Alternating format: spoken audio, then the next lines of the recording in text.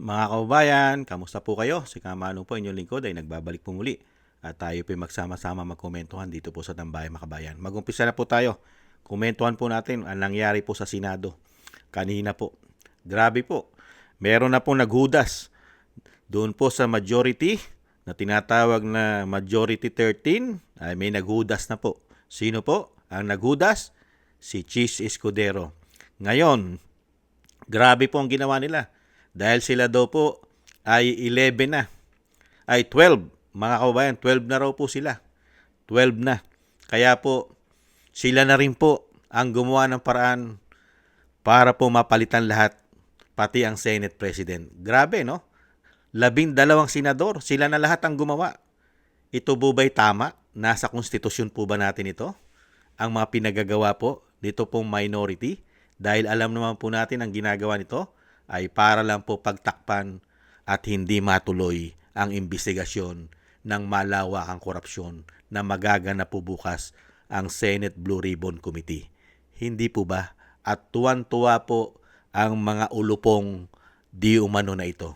Pakinggan po natin ang kaganapan doon, panoorin. At isa-isahin po natin at pakinggan din po natin ang sagot ng ating Senate President na si Alan Peter Cayetano. Umpisahan po muna natin panoorin sila, mga kababayan. Okay.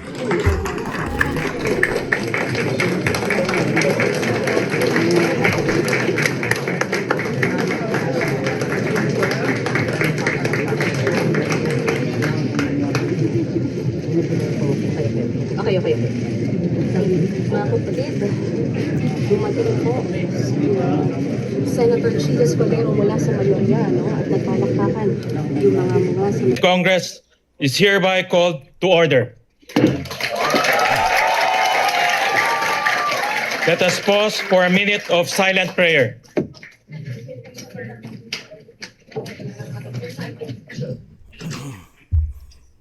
Yan po mga kababayan. Si Sherwin Gatchalian na po ang itinalaga nilang Senate President po nila.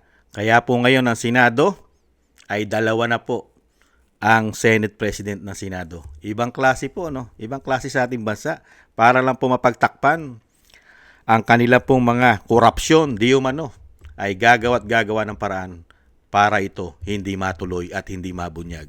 Ito pa po, nagtalaga na po sila ng mga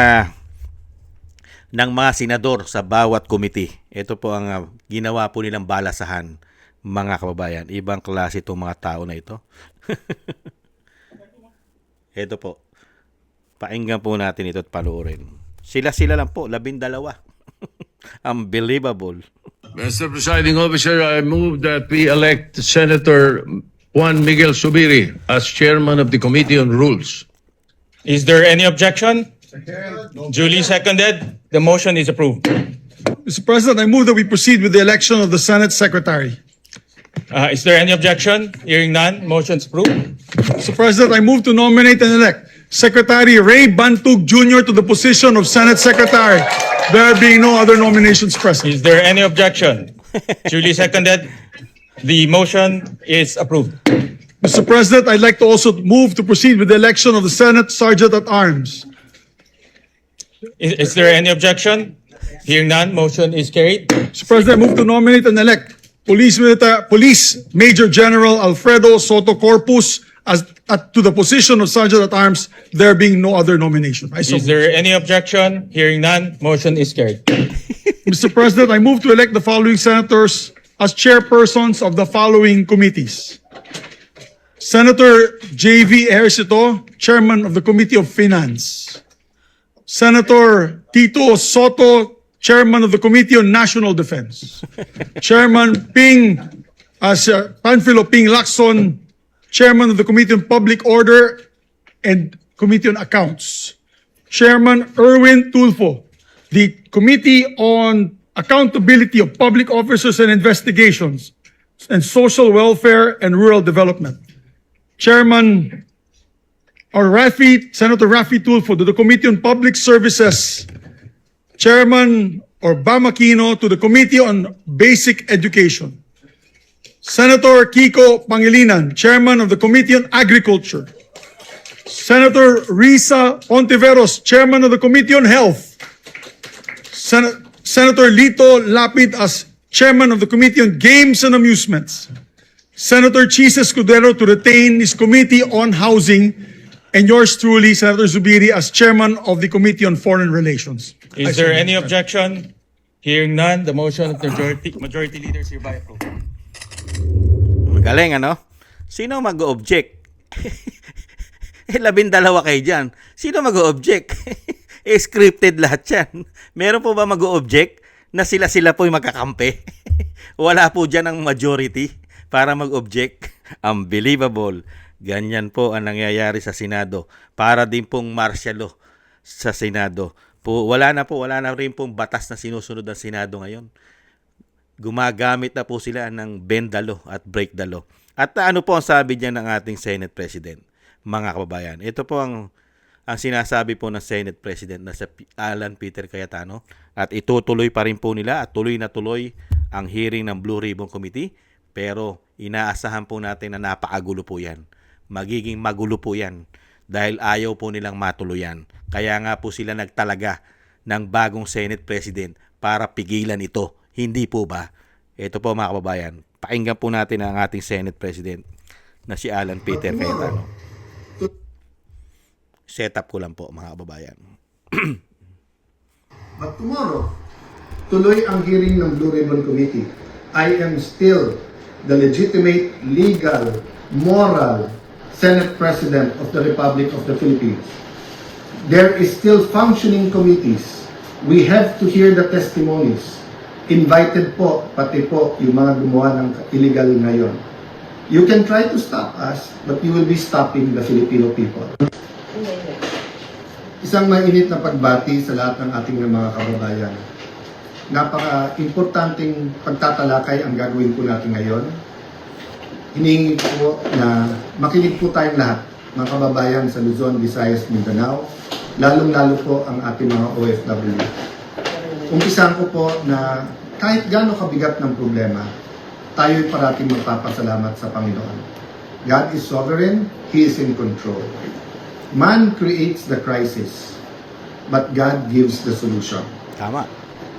The last few weeks, there was a man-made crisis by the minority in cooperation with some people in the administration, by them trying to undermine the leadership of the Senate at pinapalabas na magulo ang Senado. Pero mas mabigat po ang usapin natin ngayon. Bakit po?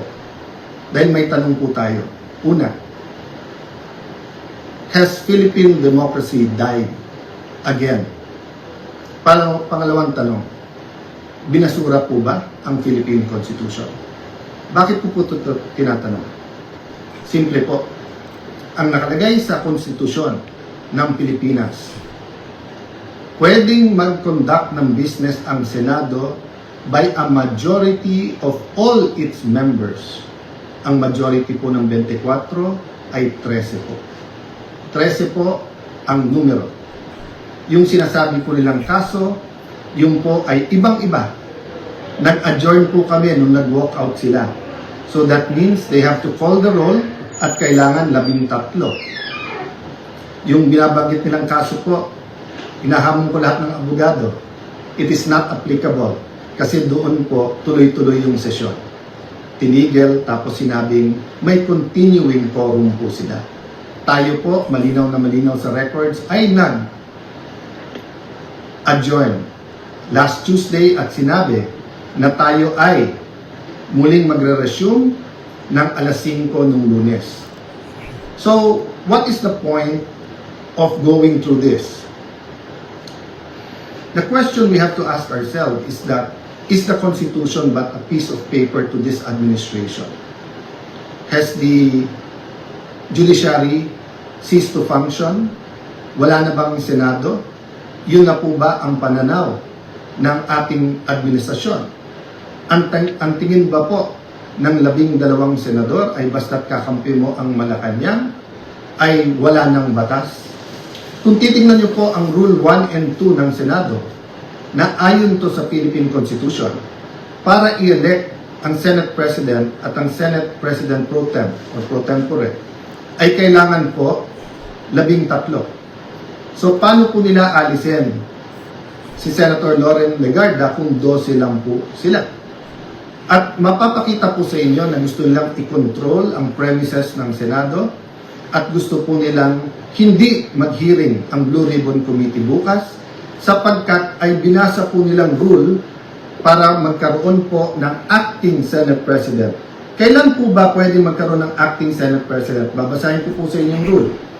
Sabi po, in cases specified in subparagraph C of Section 4 of the rule, the President pro tem shall serve as acting President until the Senate shall have elected a new President.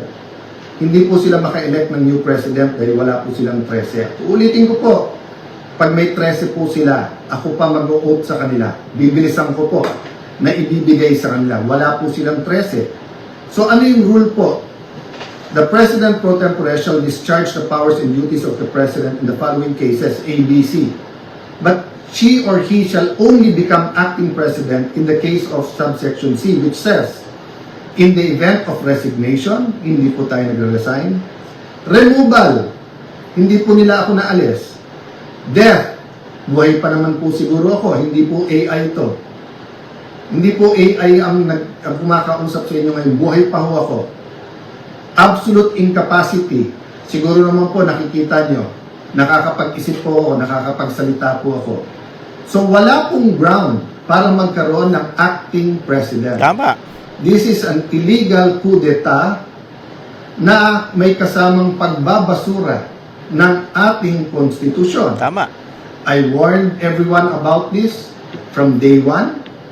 We warned everyone yesterday when we explained the use of the parliamentary tool of not having a quorum.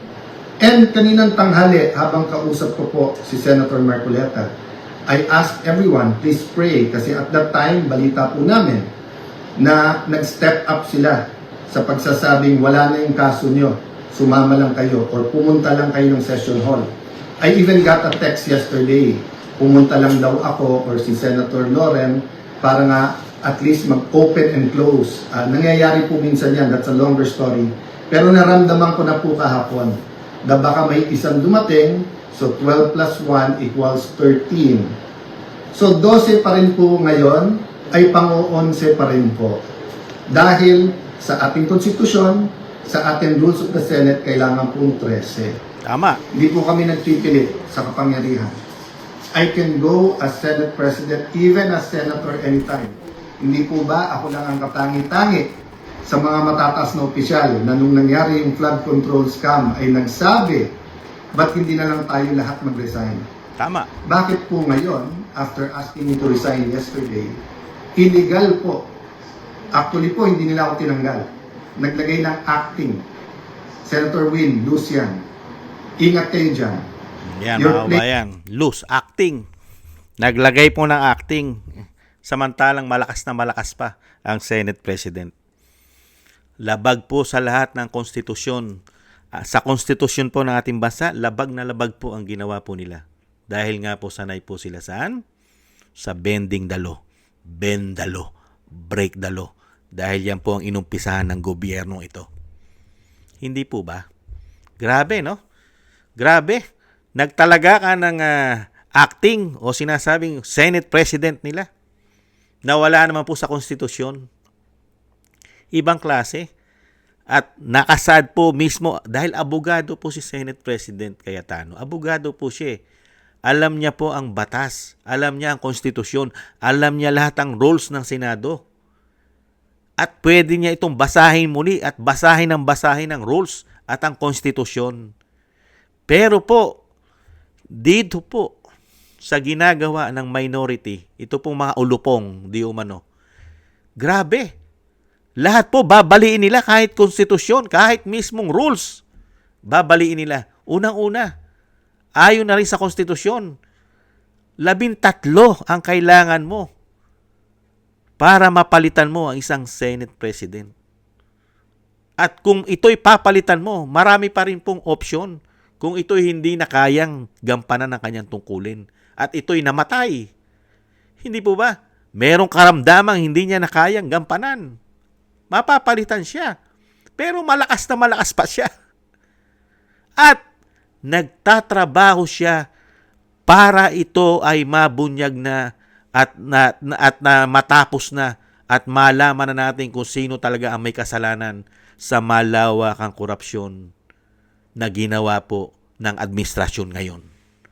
Bakit ayaw na ayaw nilang mabunyag ito? At nagpupumilit sila. At nagkaroon pa ng hudas. Nakita nyo po yun? Pumunta ka lang sa Senado kahapon, kanina. Kung pumunta ka lang sa Senado kanina, absuelto ka na. Wala ka ng kaso.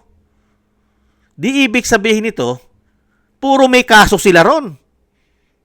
Karamihan po ron, mandarambong, di umano. Dahil yun po ang pulisiya pala.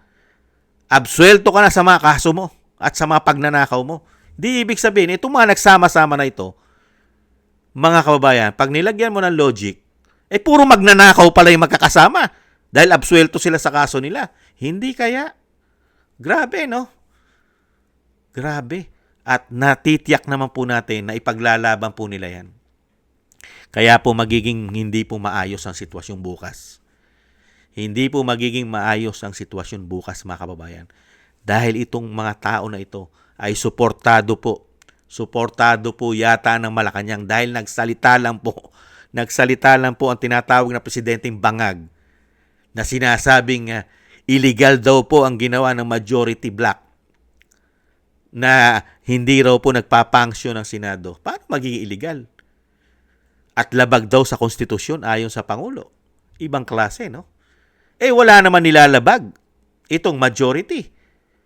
Dahil pinaghahandaan nila ang hearing. Lalo-lalo itong i-expose na sa buong Pilipinas.